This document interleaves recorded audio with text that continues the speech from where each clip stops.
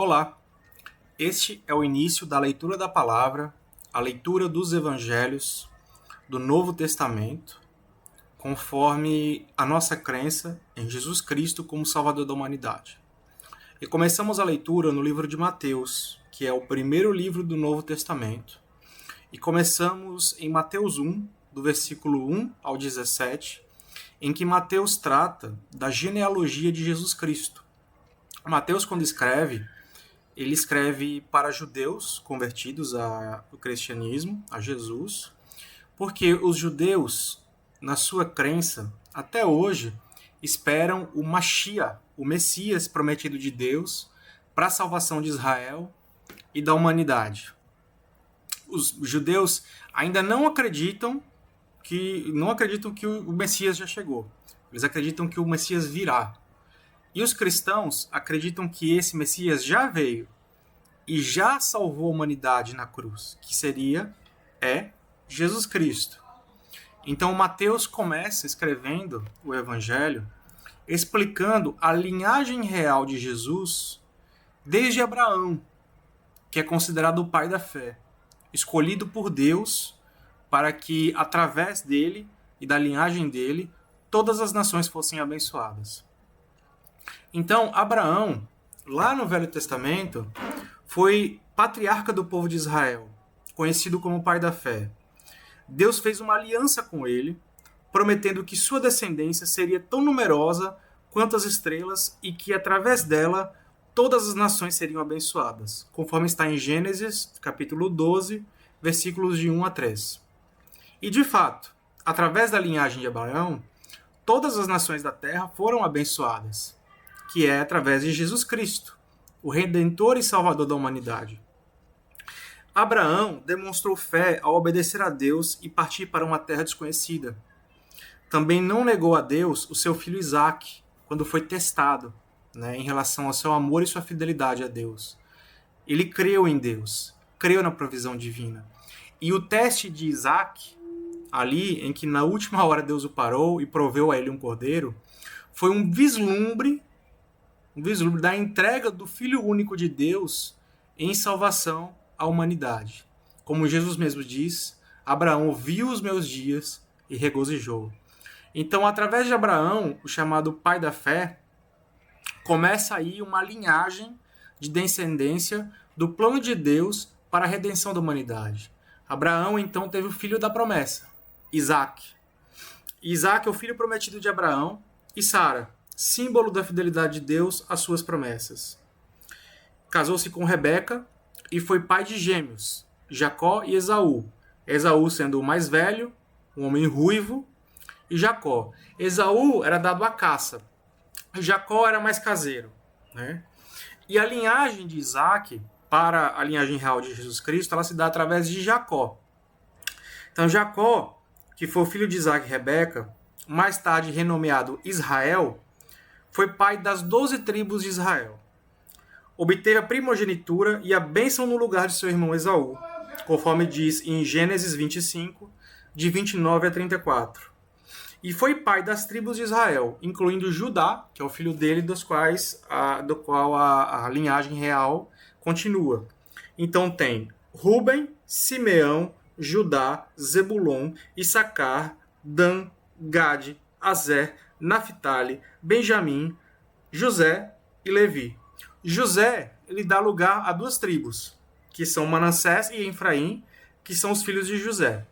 E daí você tem 13 regiões nessa linhagem. Na verdade, Israel é formada por 12 regiões.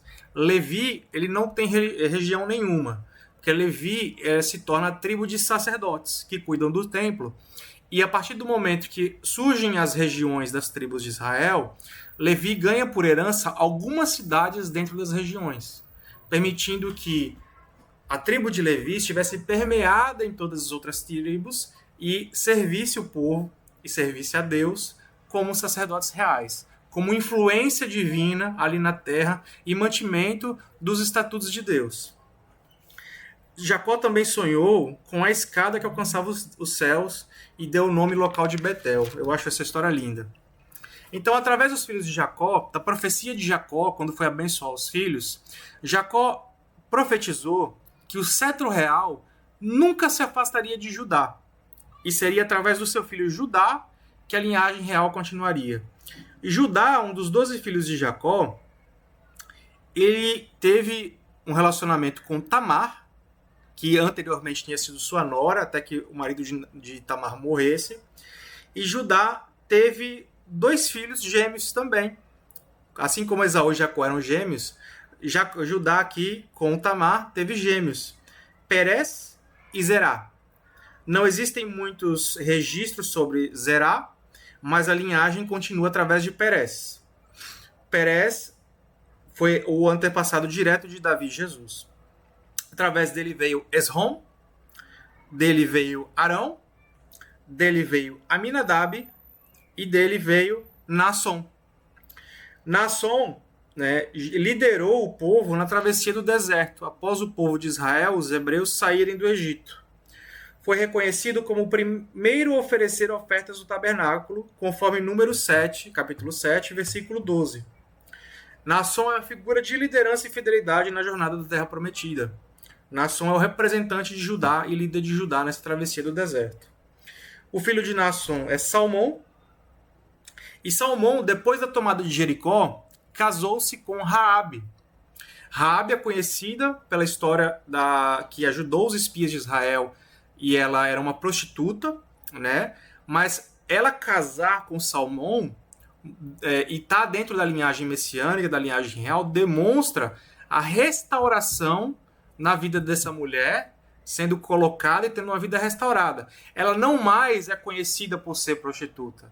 Ela passa a ser conhecida como uma mulher casada, né? Raabe, casada com Salmão, parte da linhagem messiânica, demonstrando também a restauração e a fidelidade de Deus para aqueles que são salvos.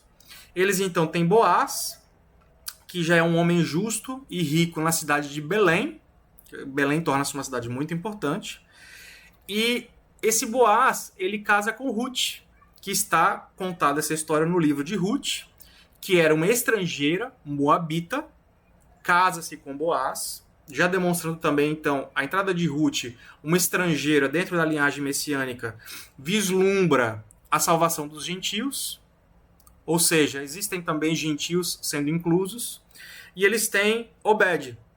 Obed tem Jessé, que é um homem simples de Belém, e Jessé é aquele que apresenta os filhos a Samuel, ao profeta Samuel, que unge o filho dele, Davi, como rei. Nesse momento, Deus já está rejeitando Saul, que era um rei de Israel, da linhagem de Benjamim, e ungindo Davi como rei. Davi da linhagem de Judá, cumprindo assim a profecia de Jacó, que o cetro real não se afastaria de Judá. Davi é reconhecido como o maior rei de Israel. Ele é muito conhecido pela história de Golias, em que ele derrotou o gigante, quando o gigante afrontou o exército de Israel, e Davi o confrontou dizendo: você não está confrontando a homens, você está confrontando o exército do Deus vivo, é contra Deus que você está falando, e é em nome de Deus que eu vou contra você.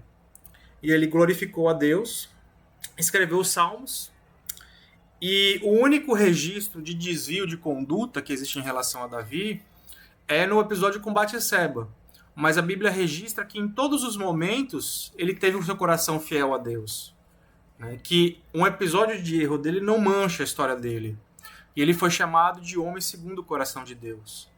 Davi então tem um filho chamado Salomão, um homem que Deus se revelou a ele e disse: peça o que você quiser e eu te darei.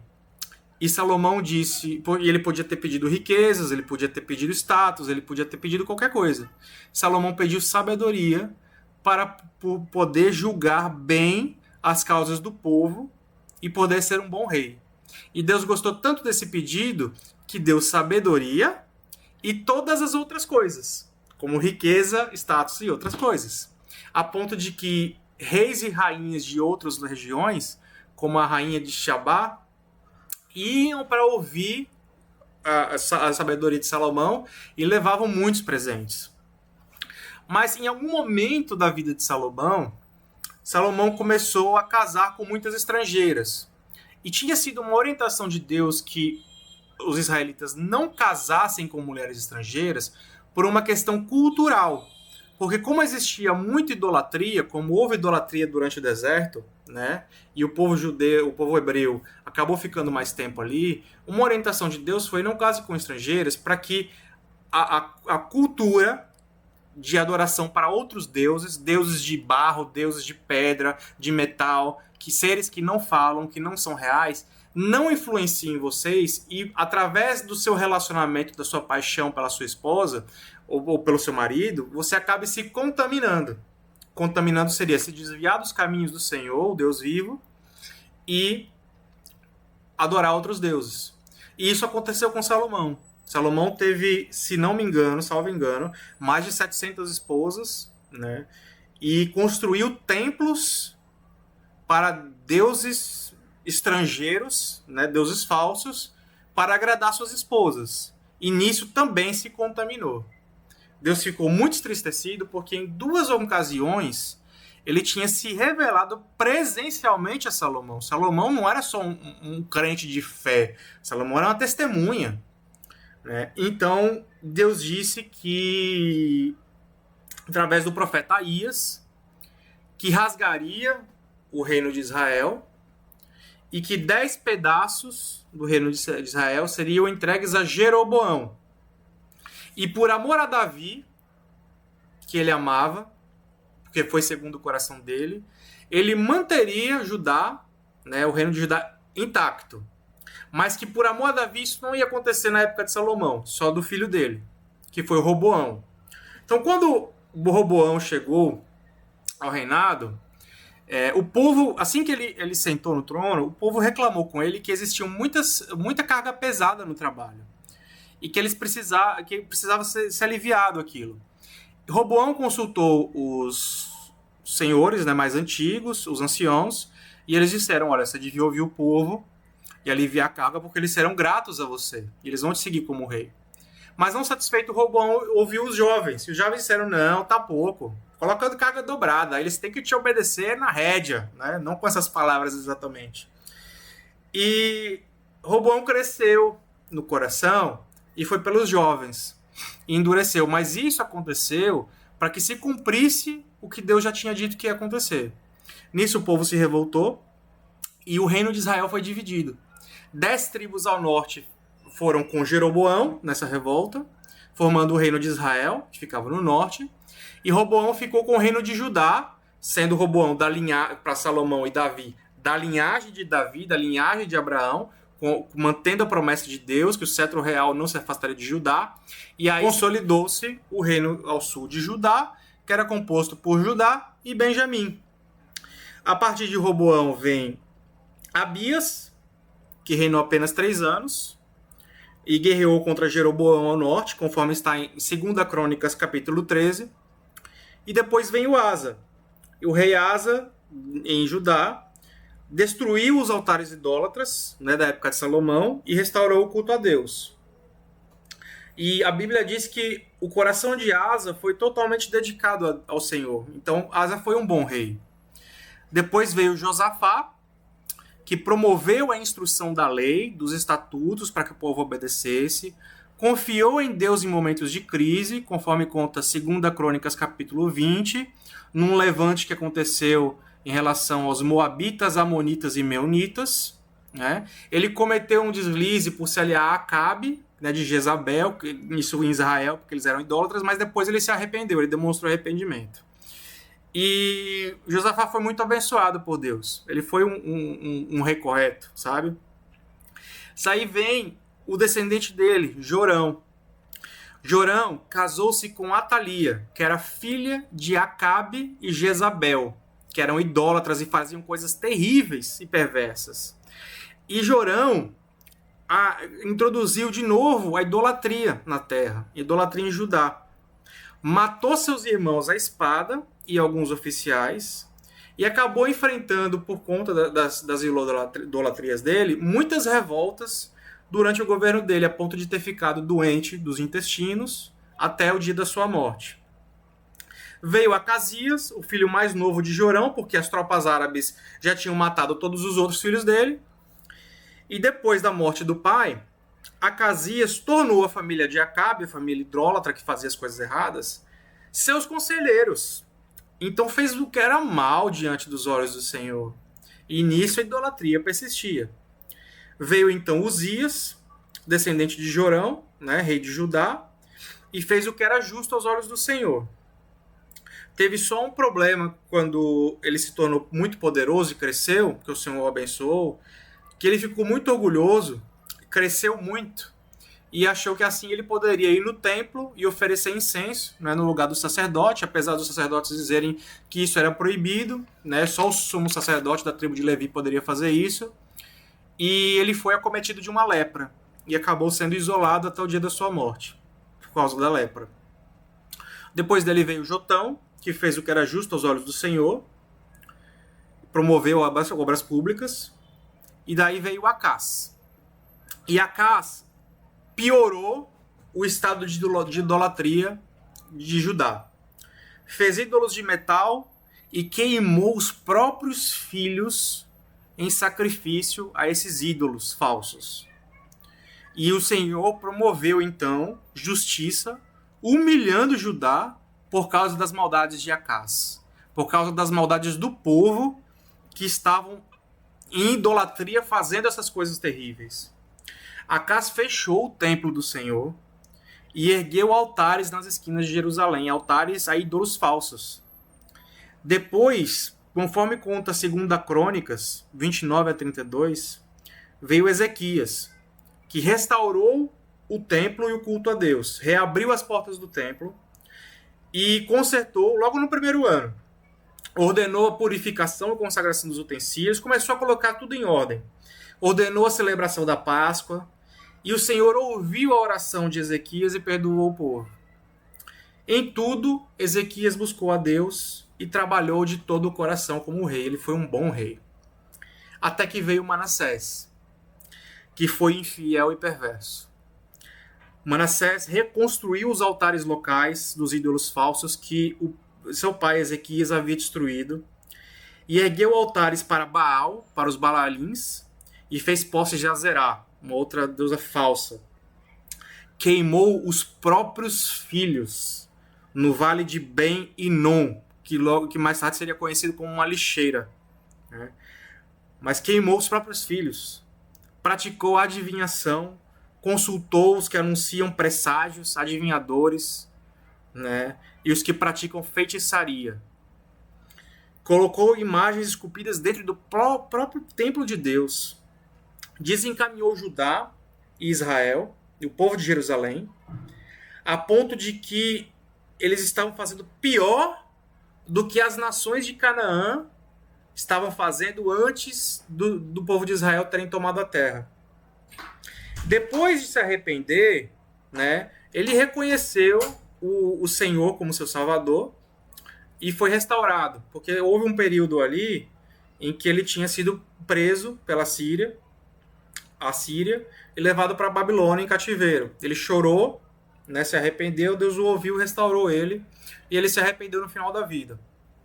Até que veio Amon, que foi idólatra, e ofereceu sacrifícios aos ídolos como Manassés havia feito no início. E reinou apenas 2 anos e foi assassinado. E aí veio Josias, que foi previsto por Deus em 1 Reis capítulo 13. Josias tinha sido previsto por Deus, Deus falou, e está previsto em 1 Reis capítulo 13 a 15 gerações antes, que haveria um rei chamado Josias que seguiria o Senhor. E ele aparece agora cumprindo a promessa de Deus. Ou seja, quando Deus fala, acontece. Então, ainda jovem, Josias buscou a Deus e fez o que era justo aos olhos do Senhor. Começou a purificar Judá e Jerusalém no 12º ano do seu reinado, eliminou os santuários locais, os postes de Azerá, imagens esculpidas, ídolos de metal, ele foi destruindo, mandou derrubar os altares dos Baalins, os postes de Azerá foram reduzidos a pó. Até o 18º ano do reinado, mandou restaurar o templo do Senhor. E aí, nessa restauração, o sacerdote Ilquias encontrou ali o livro da lei no templo, porque, para você ver, até o livro da lei, com as ordenanças do que deveria ser feito, estava perdido. Foi reencontrado. E quando foram ler, tomaram um susto, porque disseram assim, nossa, como a gente está distante. Então Josias leu em voz alta todas as palavras do livro da aliança para o povo. Fez aliança com o Senhor, se comprometendo a seguir o Senhor, obedecer de todo o coração e de toda a alma os seus mandamentos. E o Senhor prometeu que Josias seria sepultado em paz, porque viu suas lágrimas e foi misericordioso. E então Josias celebrou a Páscoa do Senhor. Daí, depois veio os descendentes dele, com Jeoaquim, Jeconias sendo mais novo, e tanto Jeoaquim quanto Jeconias fizeram o que era mal. A idolatria voltou, sabe? Mas Jeconias reinou apenas 3 meses em Jerusalém, quando ela foi sitiada por Nabucodonosor, e conforme a profecia do Senhor, né, conforme a profecia dos profetas, na verdade, a palavra do Senhor, Israel foi tomado pela Babilônia, levado ao cativeiro, e Jeconias foi levado como prisioneiro para a Babilônia, onde o Israel ficou em cativeiro por 70 anos. Depois disso vem Salatiel, filho de Jeconias, que é pai adotivo de Zorobabel. E Zorobabel, o líder do retorno dos exilados da Babilônia, governador de Judá sobre os persas. Então, ainda sobre os persas, existia um governador da tribo de Judá, que nesse caso era Zorobabel. E aí, na volta, o líder é Zorobabel, e Zorobabel lidera a reconstrução do templo de Jerusalém, conforme está escrito em Esdras, capítulos 3 e 4. E trabalhou com os profetas Ageu e Zacarias para restaurar a adoração em Israel. Depois disso, nós temos pelo menos 10 pessoas na linhagem, né, pai e filhos, que têm pouquíssimos registros, mas garantem a linhagem real de Jesus. Depois de Zorobabel vem Abiúde, Eliaquim, Azor, Sadoc, Aquim, Eliúde, Eleazar, Matã, Jacó e José. José, descendente de Davi, marido de Maria e pai adotivo de Jesus. O homem justo que aceitou Maria após a revelação do anjo, conforme Mateus capítulo 1, versículos 18 a 25, trabalhou como carpinteiro e criou Jesus em Nazaré. Casou-se com Maria, a mãe de Jesus, escolhida por Deus, a virgem, né? E concebeu Jesus pelo Espírito Santo do Senhor, conforme está em Lucas 1, 26 a 38. E aí José e Maria têm Jesus Cristo, filho de Deus, descendente de Davi e Abraão, o Messias prometido da linhagem de Judá, Cordeiro Pascual de Deus. Viveu uma vida perfeita, sem pecado, morreu na cruz para redimir a humanidade e ressuscitou no 3º dia, trazendo salvação para todos aqueles que creem. Então, antigamente no templo, os judeus, os hebreus, sacrificavam no templo para a remissão dos pecados, e a partir do momento que Jesus vem e morre na cruz, ele morre por toda a humanidade. Então é cessado, a partir de agora, os sacrifícios do templo. Nenhum sacrifício é necessário agora, porque Jesus Cristo, o Filho de Deus, morreu por todos nós. Ele é o Cordeiro de Deus imolado antes da fundação do mundo. E através de Jesus Cristo que nós temos a salvação. Então, este é Mateus 1, do capítulo 1, dos versículos 1 ao 17. A linhagem real de Jesus Cristo, que veio desde a promessa de Abraão, né, que vislumbrou através ali do episódio de Isaac os dias de Jesus, e entendeu, e por isso foi o pai da fé, até Jesus Cristo, autor e consumador da nossa fé. E graças a Jesus Cristo nós podemos ter uma esperança do amanhã. Jesus ressuscitou, venceu a morte, e a partir disso, a morte morreu. A partir de Jesus eu posso ter salvação. A partir de Jesus você pode ter salvação, né? E Jesus Cristo ascendeu aos céus, deixou a nós o mandamento de amar a Deus e amar ao próximo, e em breve Jesus voltará. Este é o início da leitura da palavra e do Evangelho, e que Jesus Cristo nos abençoe e esteja conosco nessa jornada.